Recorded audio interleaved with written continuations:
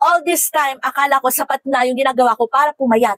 Pero girl, ang brisk walking kasi, yun yung ginagawa ko dati. So yun yung mabilis na version ng paglalakad, which is nakatulong naman talaga siya sa akin kasi consistent ko siyang ginagawa as in for almost 3 to 4 months. As in 2 weekdays ko siya ginagawa noon. So talagang pumayat ako noon. As in more than 10 kilos yung binawas ng timbang ko. Pero ngayon is lumobo na naman ako.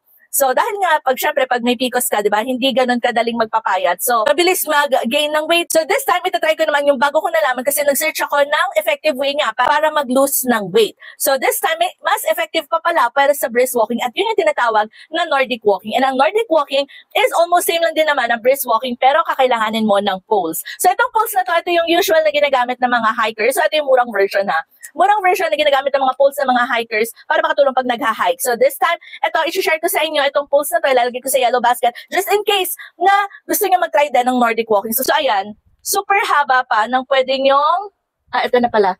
Ayan, so hanggang dito. So ganito yung pinakamahaba niya, which is okay na okay kapag kayo ay mag-hike or yun nga, kapag mag-Nordic walking. So kasama siya na ganito, which is maganda kasi nakatali-tali siyang ganyan, di ba? Dito siya nilalagay, ganyan siya.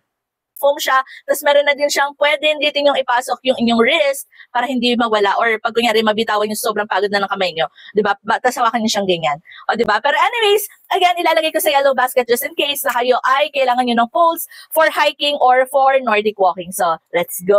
Check out nyo na, ilalagay ko sa yellow basket.